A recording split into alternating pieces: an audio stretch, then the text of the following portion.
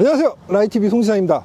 2월인데 지금 날씨가 눈발이 지금 엄청나게 날리고 있는데요, 이런 날씨 속에서도 저희는 지금 쉐보레 트래버스를 새롭게 만나기 위해 지금 여기 미디어 시승 현장에 와 있습니다. 쉐보레 트래버스는 지난 2019년에 국내에 처음 발매돼서 당시 커지고 있었던 대형 SUV 시장에 좀 새로운 선택지를 제시했다 라는 평가를 받고 있는 그런 모델인데요, 2022년 올해 맞아서 편의 기능 강화 그리고 신규 트림 등으로 업그레이드된 모습으로 트래버스가 다시 돌아왔습니다. 그러면 어떤 변화점들이 있는지 실제 시승을 통해서 좀 상세히 확인해 보는 시간을 갖도록 하겠습니다. 가보실까요?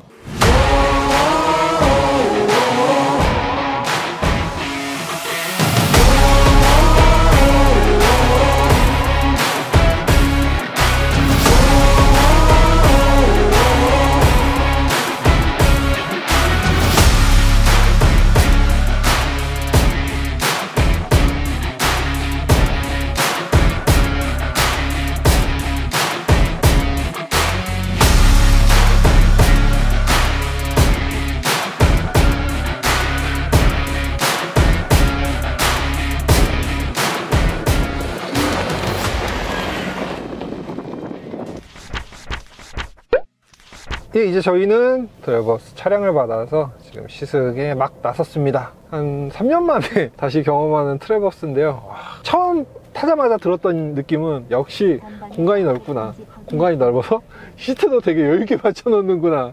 원래 보통 이제 제가 차량 시승을 진행을 하면 타자마자 제일 먼저 하는 건 시트를 뒤로 하염없이 미는 일인데, 트래버스는 얼마 밀지 않아도 충분한 공간이 나올 정도로 여유가 있어서 확실히 큰 차는 다르구나 라는 생각을 가장 먼저 했고요. 일단 사실 이번 트래버스 같은 경우는 변화점이 이제 편의사양이라든지 아니면은 뭐 아까 제가 오프닝 때 말씀드렸듯이 신규 트림이 추가됐다라든지 이런 정도의 차이만 있고, 사실 실질적인 하드웨어라고 할 수 있는 파워트레인이라든지 이런 부분들에 있어서는 큰 변화가 없다라는 거, 이게 이번 트래버스의 특징인데요. 그럼 파워트레인의 변경은 뭐 매번 진행할 수 있는 건 아니니까요. 일단 이번은 그렇게 지난 2019년에 출시했던 트래버스 당시 모델에서 이제 좀 소비자들이 좀 이런 기능이 더 있었으면 좋겠다 라거나 이런 기능들이 좀 아쉽다, 이런 부분들을 좀 추가해달라 라고 요청했던 이런 부분들을 적극 반영을 해서 한국 GM에서 미국에 있는 GM 본사에다 요청을 해서 이런 개선들을 통해서 내놓은 게 이번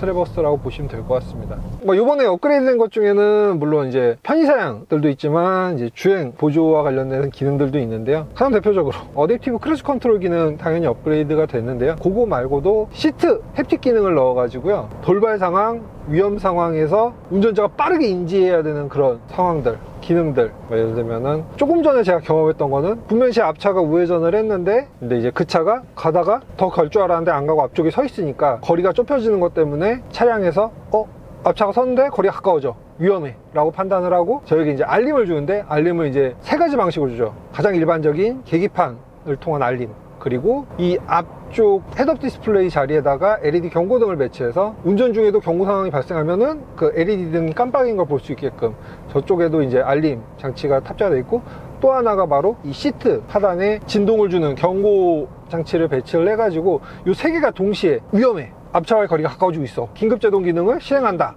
이런 기능을 이 세 가지 방식으로 알려주기 때문에 빠르게 위험한 상황이구나 라는 걸 인지를 할 수가 있게 되는 거죠. 이런 안전보조 기능들도 추가가 됐다라는 거, 그게 이번 트래버스의 특징 중 하나라고 말씀드릴 수 있을 것 같고요. 경험해보시면 아실 거예요. 운전 중에 엉덩이 밑에 진동이 딱 올라온다라는 게 사람을 상당히 놀라게 하는 그런 기능인데요, 대단히 좀 깜짝 놀라게 됐지만 인상적이기도 했습니다. 이런 기능들이 있기 때문에 좀 더 안전할 수 있고, 아까 말씀드렸던 기능은 이제 소비자들이 원하는 부분들 혹은 이제 한국 시장에 좀 더 적합한 기능들을 추가했다라는 게 이번 모델의 특징이라고 제가 말씀을 드렸는데요, 대단히 충격적이었어요. 우리는 너무 자연스럽게 받아들여지던 것들이 원래 오리지널 모델에는 없을 수도 있구나. 전동식 사이드 미러 기능, 이 한국 시장에만 특화된 기능이라는 거, 그 한국 GM 담당자분들의 설명을 잠깐 빌리자면, 그쪽은 땅덩이가 워낙 넓으니까 굳이 이걸 왜 접어? 접었다 폈다 하는 거 귀찮잖아 라는 게 그쪽의 설명이고요. 굳이 미국 같은 그런 넓은 데에서 사이드 미러를 접어야 될 불편함이 있냐?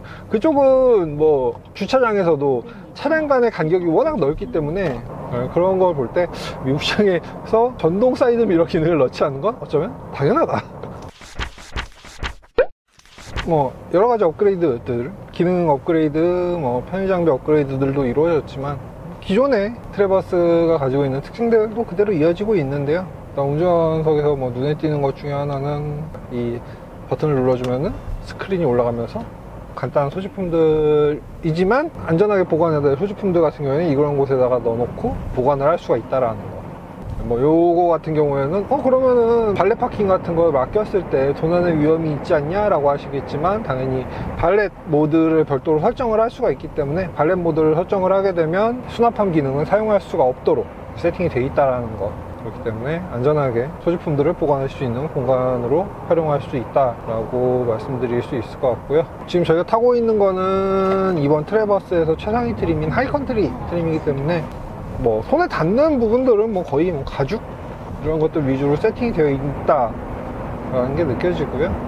그리고 선루프도 장착이 되어 있는데 이 전면에 하나 그리고 후면에 하나 이렇게 두 개를 배치하는 방식으로 탑승자들에게 최대한의 개방감을 줄 수 있도록 이렇게 설계를 해놓은 부분들이 눈에 띄고요. 콜로라도랑 이 트래버스가 국내에 처음 소개됐을 때 대단히 이 센세이션했던 이 기능, 디지털 룸미러. 지금도 저는 사실 이 디지털 룸미러가 아직 적응이 잘 안 되는, 저도 약간 좀 아날로그 세대다 보니까 그런 것 같긴 합니다만, 적응을 하신다라고 하면은 이만큼 또 이용할 기능이 없을 것 같아요. 룸미러로 보는 것보다 후방상을 좀 더 넓게 깨끗하게 볼 수 있다는 장점이 분명히 있거든요. 하지만 이제 저처럼 아날로그 세대에서 적응이 어려우신 분들은 이 하단부에 스위치를 이렇게 내려주면은 스크린 기능이 꺼지고서 기존에 이제 거울식 룸미러를 사용할 수 있고, 다시 당기시면 디지털 룸미러를 사용할 수 있는 이 기능이 탑재되어 있습니다.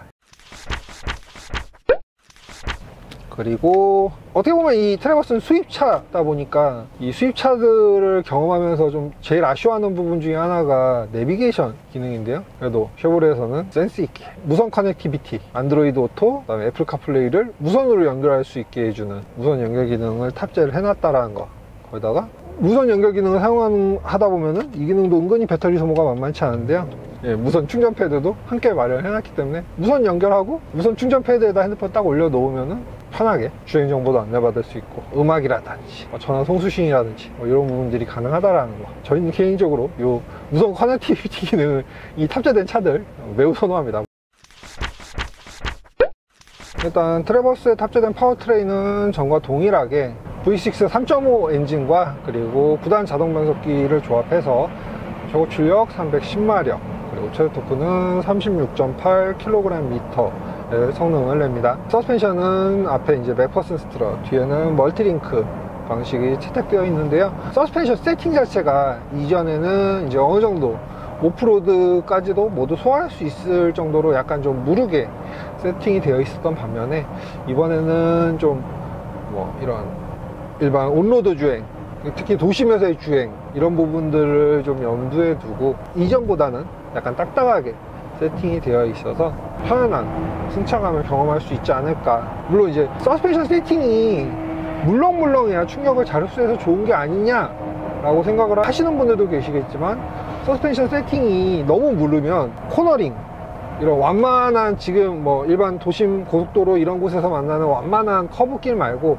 조금 급한 급 코너 같은 구간에서는 차가 쏠리고 좌우로 좀 흔들리는 이 롤링이 발생하기 때문에, 이런 부분들이 멀미를 유발하죠. 쉽게 말씀드려서 멀미를 유발하기 때문에 어떻게 보면 승차감에 좀 더 안 좋은 영향을 줄 수 있다는 거. 그래서 그 부분을 어떻게 세팅하냐가 관건이고 그 차의 특성을 보여주는 부분이긴 한데, 예전에 이제 조금 더 오프로드 지향으로 세팅이 되었을 때는 이제 오프로드까지 소화할 수 있도록 조금 더 무르게 세팅이 이루어졌던 반면에, 이번 같은 경우에는 조금 더 온로드에 집중하기 위해서 세팅이 이루어져서 약간은 이전보다는 좀 더 단단하게 세팅이 바뀌었다라는 거, 그런 차이가 있다고 합니다. 일단은 계속 전체가 이어지는 관계로 일단 저희는 어느 정도 좀 주행을 해보고 이따가 오프로드에 가서 이 트래버스의 색다른 매력을 소개해 드리도록 하겠습니다. 계속 가보시죠. 트래버스의 오프로드 실력을 좀 확인을 해보려고 하는데요.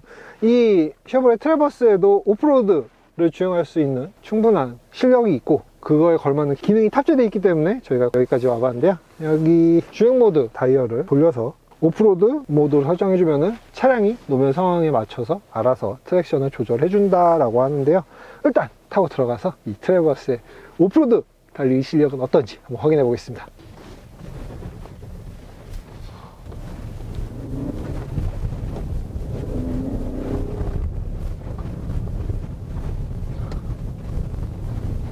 여기는 지금 흙이랑 뭐 자갈 뭐 이런 것들이 좀 섞여 있는 그런 구간인데요. 바퀴가 헛도는 소리가 나긴 합니다만 그래도 차량의 거동에 뭐 미끄러지거나 뭐 그런 느낌 없이 부드럽게 주행 이어나가는 그런 실력을 보여주고 있습니다.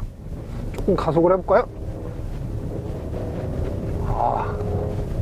뭐 터보 엔진이었으면 더 높은 파워를 경험할 수 있었겠지만 이 V6 엔진만으로도 충분히 즐길 수 있는 그런 정도의 실력을 보여주고 있습니다.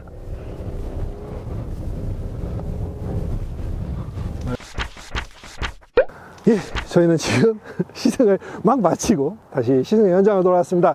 어떠셨나요? 이번 신형 트래버스 편의상 주행보조 기능, 신규 트림 뭐 이런 것들이 추가되면서 더욱 강력해진 모습, 또 인상적이지만 여전한 달리기 실력, 특히 뭐 온로드, 오프로드 가리지 않는 그런 달리기 실력들을 충분히 보여준다라는 점에서 트래버스의 가치는 충분할 것 같습니다. 예, 그럼 저희는 여기서 시승 마치고 인사드리겠습니다. 지금까지 라이TV 송찬이었습니다. 감사합니다.